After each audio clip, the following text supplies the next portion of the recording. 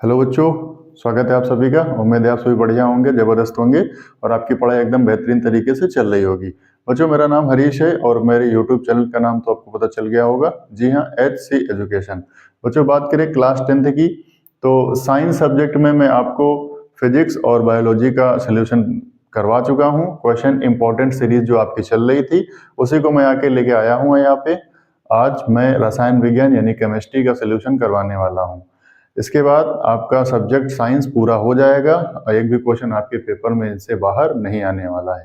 तो जिन लोगों ने भी पहला और दूसरा वीडियो नहीं देखा है तो बायो और फिजिक्स का वीडियो देख लें और उसके बाद आज मैं यहाँ पे केमिस्ट्री का सोल्यूशन करवाने वाला हूँ। तो एकदम बढ़िया से आप एक कॉपी और पेन लेके बैठ जाइए और अच्छे से नोट्स बनाइए और टाइम टू टाइम रिविजन करिए। उम्मीद है आपके पेपर में इससे बाहर एक भी क्वेश्चन नहीं आएगा। तो शुरू करते हैं बिना किसी की देरी के और एकदम बढ़िया सटीक सटीक क्वेश्चन यहाँ पे रखे हुए हैं। पहला क्वेश्चन यहाँ पे है, प्लास्टर ऑफ पेरिस का रासायनिक सूत्र है। क्वेश्चन नंबर फर्स्ट है प्लास्टर ऑफ पेरिस का रासायनिक सूत्र। यहाँ पे 4 ऑप्शन लिखे हुए हैं। ए ऑप्शन लिखा हुआ है CaSO4 2H2O, बी ऑप्शन है CaSO4 1/2 H2O और यहाँ पे CaSO4 4H2O और फिर यहाँ पे CaSO4 5H2O। तो प्लास्टर ऑफ पेरिस की अगर हम बात करें तो इसे कहते हैं POP। प्लास्टर ऑफ पेरिस का मतलब होता है POP और इसका इस्तेमाल कहाँ पे होता है? जब हड्डियां टूट जाती हैं तो जो प्लास्टर होता है वहां पे, हड्डियों के टूटने पे जो प्लास्टर होता है, प्लास्टर, वहां पे इसका इस्तेमाल किया जाता है। और कहाँ इस्तेमाल होता है बच्चों? इसका मूर्तियां बनाने में इस्तेमाल होता है, मूर्तियां बनाने में और डिजाइन बनाने में। तो हड्डियां टूट जाने पे जो प्लास्टर होता है वहां पे इसका इस्तेमाल किया जाता है और मूर्तियों को बनाने में इसका इस्तेमाल किया जाता है और जो घरों की दीवारों पे जो डिजाइन बनती है वहां पे भी इसका इस्तेमाल किया जाता है। POP का जो रासायनिक सूत्र होता है बच्चों वो होता है ये CaSO4 कैल्शियम सल्फेट और आपका 1/2 पानी होता है यानी 1/2 H2O। तो ऑप्शन भी एकदम से सही हो जाएगा, CaSO4 1/2 H2O। POP plaster of Paris का ये सूत्र होता है। क्लियर है बच्चों? आगे बढ़े। अगला जो क्वेश्चन है, शुद्ध जल का pH मान। यहाँ पे pH मान पूछा गया और किसका? शुद्ध जल का।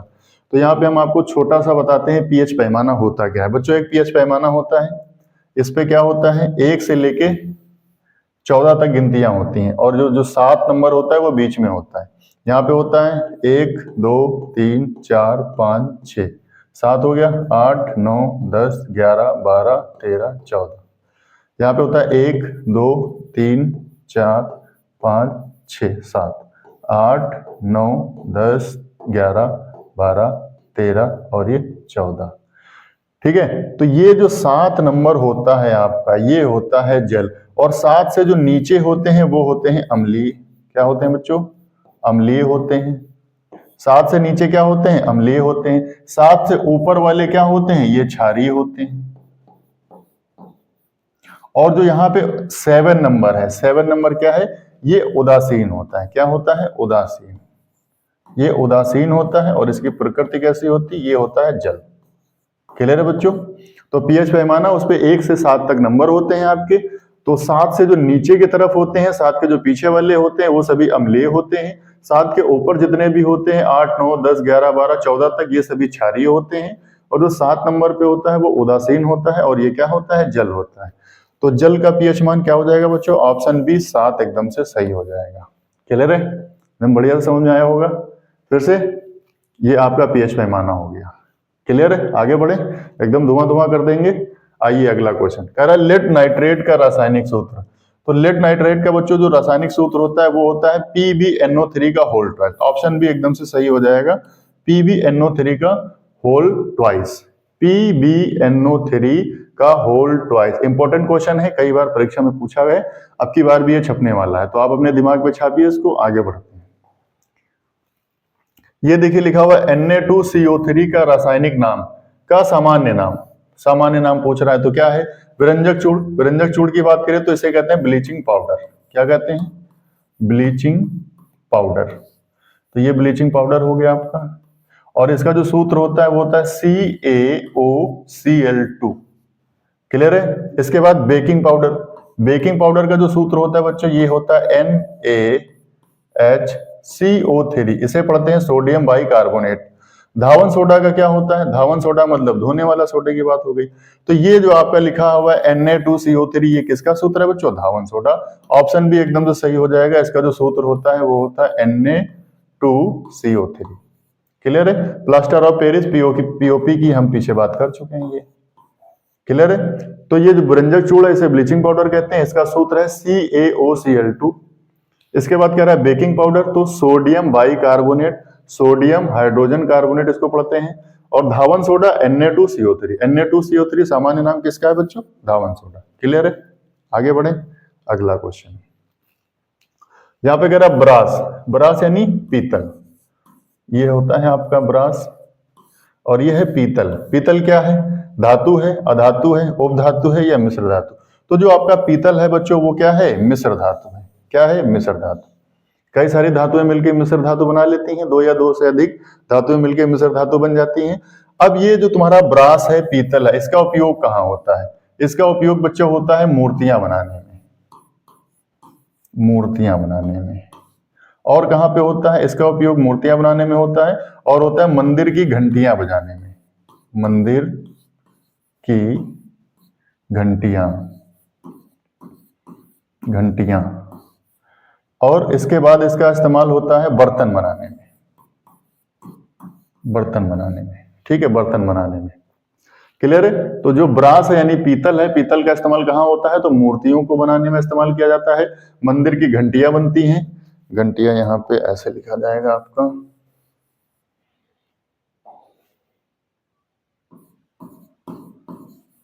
घंटियां। और बर्तन बनाने में इस्तेमाल किया जाता है। क्लियर है? अगला क्वेश्चन। फिर यहाँ पे जर्मन सिल्वर में कौन सी धातु उपस्थित नहीं होती है? क्या होता है? जर्मन सिल्वर की बात कर रहा है, कौन सी धातु उपस्थित नहीं होती? तो कॉपर। जी हाँ, कॉपर होती है। जिंक भी होता है। सिल्वर, ये सिंपल वाली सिल्वर की बात कर रहा, तो जर्मन सिल्वर में ये जो सिल्वर है ये नहीं होती है और निकल भी इसमें होती है। क्लियर है बच्चों? क्या कह रहा है? जर्मन सिल्वर में कौन सी धातु नहीं होती है, उपस्थित नहीं होती है? तो कॉपर भी होती है, जिंक भी होती है, निकल भी होती है, लेकिन जो आपकी सिंपल वाली चांदी होती है वो इसमें नहीं होती है। तो इस क्वेश्चन नंबर 6 का जो राइट आंसर है वो ऑप्शन सी सही हो जाएगा। आगे बढ़ो, अगला क्वेश्चन है कॉपर पाइराइट का सूत्र। कॉपर पाइराइट का सूत्र पूछ रहा है। यहाँ पे 4 ऑप्शन लिखे हुए हैं, ये देखिए, ए ऑप्शन, बी, सी और ये डी। तो कॉपर पाइराइट का जो राइट आंसर है वो ऑप्शन सी में क्या लिखा हुआ है? CuFeS2। CuFeS2 कॉपर पाइराइट का एकदम से ये वाला सूत्र सही हो जाएगा, ऑप्शन ए। क्लियर बच्चों? आगे बढ़े, अगला क्वेश्चन कह रहा है कार्बन परमाणु की संयोजकता कितनी होती है? एक कार्बन होता है आपका, ये आपका एक बंद हो गया, ये हो गया, ये हो गया। कितने हाइड्रोजन हो गए बच्चों? 4। तो ऑप्शन बी एकदम से सही हो जाएगा। कार्बन परमाणु की जो संयोजकता होती है वो कितनी होती है? 4 होती है। ऑप्शन बी एकदम से सही हो जाएगा। क्लियर है? आगे बढ़े, अगला क्वेश्चन। यहाँ पे कह रहा है CH3CH2OH का IUPAC नाम पूछ रहा है बच्चों। तो ये जो CH3CH2OH है, ये जो बच्चों नाम है, ये है किसका? एथेनॉल का। एथेनॉल का एक दूसरा नाम होता है एथिल एल्कोहल। क्या होता है? Ethyl alcohol. Ethyl alcohol, ethyl alcohol, ये एथिल एल्कोहल हो गया बच्चों। इसका इस्तेमाल कहाँ किया जाता है? एथिल एल्कोहल का इस्तेमाल होता है आपका शराब बनाने में। शराब बनाने में इसका इस्तेमाल होता है और स्प्रिट बनाने में होता है, और ये ईंधन के तौर पे इस्तेमाल किया जाता है। ईंधन जानते होंगे बच्चा, डीजल में, पेट्रोल में, केरोसिन ऑयल में एथिल एल्कोहल होता है। ठीक है, तो CH3CH2OH ये जो IUPAC नाम है ये एथेनॉल का है। किसका है? एथेनॉल। एथेनॉल का एक दूसरा नाम होता है बच्चों एथिल एल्कोहल, और इसका इस्तेमाल कहाँ होता है? शराब बनाने में, स्प्रिट बनाने में, ईंधन के तौर पे इसका इस्तेमाल होता है। ईंधन में मतलब आपका पेट्रोल हो गया, डीजल हो गया, केरोसिन ऑयल हो गया, वहां पे आपका एथेनॉल प्रयोग किया जाता है। अगला क्वेश्चन है निम्न में कौन सा ऊष्मा का कुचालक है? कुचालक, तो क्या मरकरी है, क्या लेड है, या फिर मिश्र धातु, या फिर लोहा? तो ऊष्मा का कुचालक पूछ रहा है तो यहाँ पे लेड हो जाएगा। लेड यानी कि सीसा। क्या हो जाएगा? सीसा। तो सीसा जो है आपका वो ऊष्मा का कुचालक है। क्लियर है बच्चों? आगे बढ़े, अगला क्वेश्चन कह रहा लोहे की फ्राइंग पैन को जंग से बचाने के लिए निम्न में कौन सी विधि उपयुक्त है। लोहे की फ्राइंग पैन में, लोहे की बात हो रही है यहाँ पे, ठीक है। तो यहाँ पे कह रहा है ग्रीस लगाकर, पेंट लगाकर, जिंक की परत चढ़ाकर या ये सभी। तो इसका जो राइट ऑप्शन है वो ऑप्शन सी एकदम से सही हो जाएगा। जो लोहे के बर्तन होते हैं आपके, जो फ्राइंग पैन होता है, ठीक है, फ्राई करने के लिए, बर्तन चाय वाय बनाने के लिए, तो जिंक की परत चढ़ा दी जाती है उस पर। जिंक की परत चढ़ाने के बाद क्या होता है बच्चों, उस पर जंग नहीं लगती है। क्लियर है बच्चों, आगे बढ़े अगला क्वेश्चन। फिर कह रहा है कॉपर ग्लास का रासायनिक सूत्र क्या है। कॉपर ग्लास बच्चों क्या है, अभी हम पीछे बात कर चुके हैं कॉपर पाइराइट की। कॉपर पाइराइट, तो जो ये कॉपर पाइराइट है, कॉपर पाइराइट का एक अयस्क है। क्या है, अयस्क। अयस्क नाम क्या है उसका, कॉपर ग्लास। क्या नाम है, कॉपर ग्लास। इसका रासायनिक सूत्र क्या होता है बच्चों, इसका रासायनिक सूत्र है Cu2S। Cu2S, Cu2S। Copper pyrite का अयस्क है। क्या है, अयस्क। नाम क्या है, कॉपर ग्लास। नाम क्या है, कॉपर ग्लास। क्लियर है बच्चों। कॉपर पाइराइट का सूत्र हम पीछे सॉल्व कर चुके हैं, CuFeS2। CuFeS2 ये किसका है, ये कॉपर पाइराइट का सूत्र है। और कॉपर पाइराइट का जो अयस्क है इसका नाम क्या है, कॉपर ग्लास। क्लियर है, आगे बढ़े। एकदम बेहतरीन तरीके से सब क्वेश्चन करेंगे। यहाँ पे है अम्ल एवं क्षारक की अभिक्रिया से प्राप्त होता है। ये देखिए एकदम छपने वाला क्वेश्चन, इंपॉर्टेंट क्वेश्चन, परीक्षा में सेम टू सेम छपता है और कई बार परीक्षा में पूछा जा चुका है। अब की बार भी आपके पेपर में छपने वाला क्वेश्चन है। आइए, कह रहा है अम्ल, तो यहां पे हो गया ये अम्ल। अम्ल ले लो, यहां पे हो गया अम्ल। फिर ले लिया हमने क्षार, ये हो गया क्षार। फिर इसकी अभिक्रिया से क्या बन जाएगा, तो इसकी अभिक्रिया से बनेगा लवण। क्या बनेगा, लवण। और प्लस जल बन जाएगा। ये होती है इसकी अभिक्रिया।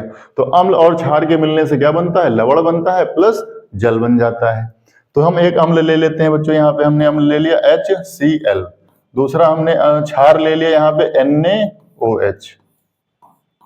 तो इसका Na ये और इसका Cl मिलके क्या बना लेगा बच्चों, NaCl। क्या बना लेगा, NaCl। और ये OH और ये H मिला के इधर क्या बना लेगा, H2O। तो ये क्या बन गया आपका NaCl, ये साधारण नमक है, सोडियम क्लोराइड, तो ये लवण हो जाएगा। H2O ये आपका जल हो जाएगा। तो इसका ऑप्शन डी एकदम से सही हो जाएगा, लवण और जल। अम्ल और क्षार के मिलने से क्या बनता है, लवण और जल। क्लियर है एकदम बढ़िया से, आगे बढ़े अगला क्वेश्चन। यहाँ पे कह रहा शून्य पीएच वाला विलेन। शून्य हमने बताया था आपका, यहाँ पे क्या होता है, 1 से लेके 14 तक होते हैं और बीच में नंबर 7 होता है। 7 उदासीन होता है, नीचे वाले अम्लीय होते हैं, ऊपर वाले क्षारीय होते हैं। तो जो 0 है वो किधर आएगा, 7 से नीचे आएगा। 7 से नीचे वाले बच्चों क्या हैं, अम्लीय हैं। क्या हैं, अम्लीय। और 7 से ऊपर वाले क्या हैं बच्चों, ये हैं क्षारीय। तो यहाँ पे शून्य की बात हो रही, तो शून्य कैसा हो जाएगा बच्चों, ऑप्शन ए अम्लीय हो जाएगा। एकदम से इसका राइट आंसर है ऑप्शन ए अम्लीय। 7 से कम तो अम्लीय, 7 से ऊपर तो क्षारीय, और 7 क्या होता है, उदासीन यानी जल। क्लियर है, आगे बढ़ो। कह रहा 1 विलयन लाल लिटमस को नीला कर देता है, इस विलयन का संभावित पीएच मान। कह रहा लाल लिटमस क्या कर रहा है, ये लाल से क्या कर रहा है, लाल लिटमस को नीला कर रहा है। लाल को क्या कर रहा है, नीला। तो बच्चों जो लाल लिटमस को नीला करता है वो होता है आपका क्षार। क्या होता है, क्षार। और जो नीले को लाल कर दे, जो नीले को लाल करे, ये क्या होता है बच्चों, ये अम्ल होता है। ये होता है अम्ल आपका। तो क्या कर रहा है, लाल से नीला कर रहा है। तो यहां पे देखिए ए ऑप्शन, ये 1 लिखा हुआ है, तो अगर 1 पीएच है तो क्या होगा, ये अम्लीय होगा, ये अम्लीय हो जाएगा। और 4 है, ये भी आपका 7 से कम है, तो ये भी आपका क्या हो जाएगा, अम्लीय हो जाएगा।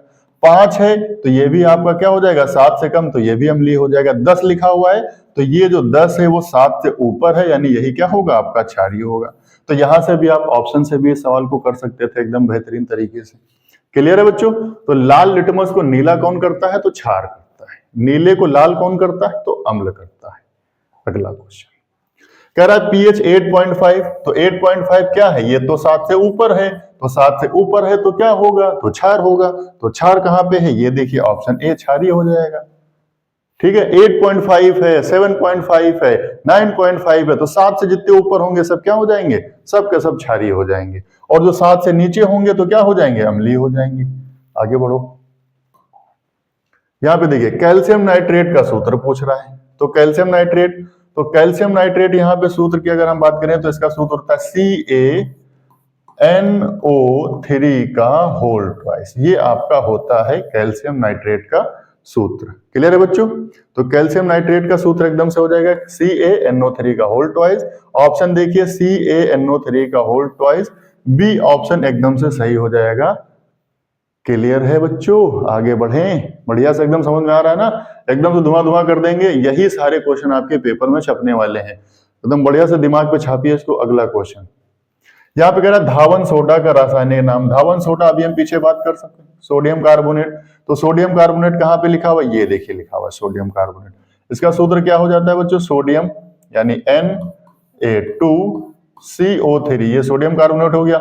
सोडियम क्लोराइड तो ये होता है NaCl, सोडियम क्लोराइड हो जाता है। सोडियम बाइकार्बोनेट तो यहाँ पे ये होता है खाने वाला सोडा जिसे हम बेकिंग सोडा कहते हैं, NaHCO3, सोडियम बाइकार्बोनेट।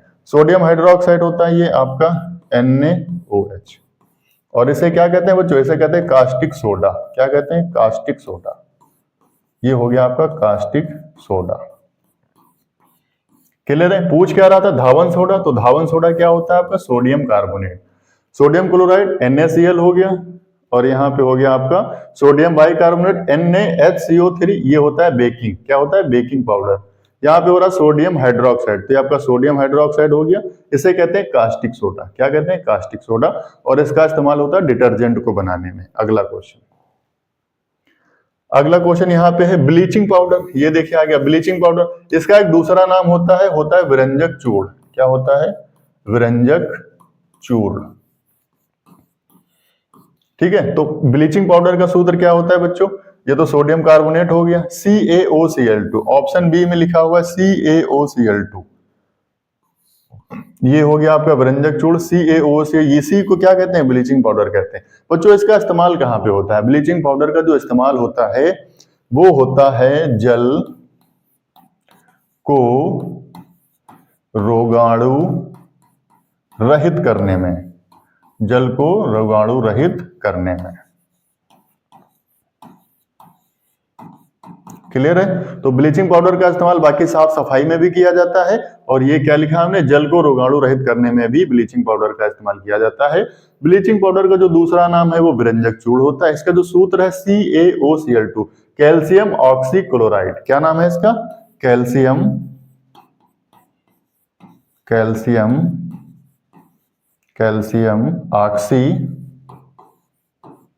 ऑक्सीक्लोराइड। ये हो गया आपका ब्लीचिंग पाउडर। क्लियर है? आगे बढ़े, ये हो गए आपके 20 क्वेश्चन यहाँ पे। तो उम्मीद है आप सभी को एकदम बेहतरीन तरीके से समझ में आए होंगे। इसके बाद एक और वीडियो आएगा जिसमें आपके बचे हुए केमिस्ट्री के सारे क्वेश्चन मिलने वाले हैं। तो ये एकदम से प्रीवियस ईयर पेपर में सारे क्वेश्चन पूछे जा चुके हैं, और आपके पेपर में ये सारे क्वेश्चन फिर से छपने वाले हैं। तो उम्मीद है आप सभी को एकदम बढ़िया से समझ में आए होंगे, और प्रॉपर टाइम टू टाइम आप रिवीजन करिए। इसके बाद अभी जस्ट वीडियो आपकी मैथ्स की भी आने वाली है। मैथ्स में हम अलजेब्रा यानी बीजगणित का सोल्यूशन दे चुके हैं आपको। इसके बाद एपीजीपी की वीडियो तुरंत आपको मिलने वाली है। तो हमसे लगातार जुड़ा रहिए एकदम बेहतरीन तरीके से। और आपको वीडियो कैसी लगी आप कमेंट कीजिए, ठीक है, और ज्यादा से ज्यादा अपने दोस्तों में शेयर कीजिए। और आपको किस टॉपिक पे वीडियो चाहिए नीचे कमेंट करिए, किसी भी टॉपिक पे, मैथ्स में, केमिस्ट्री में, या फिर किसी और सब्जेक्ट में, जो भी आपको टॉपिक चाहिए उस टॉपिक पे आपको यहाँ कमेंट करिए, आपको वीडियो उसी टॉपिक पे मिलेगी। ठीक है, तो ज्यादा से ज्यादा लाइक करें, ज्यादा से ज्यादा अपने दोस्तों में शेयर करें, और हाँ, चैनल को सब्सक्राइब करना मत भूलना। ठीक है बच्चों, तो बहुत बहुत धन्यवाद। जय हिंद।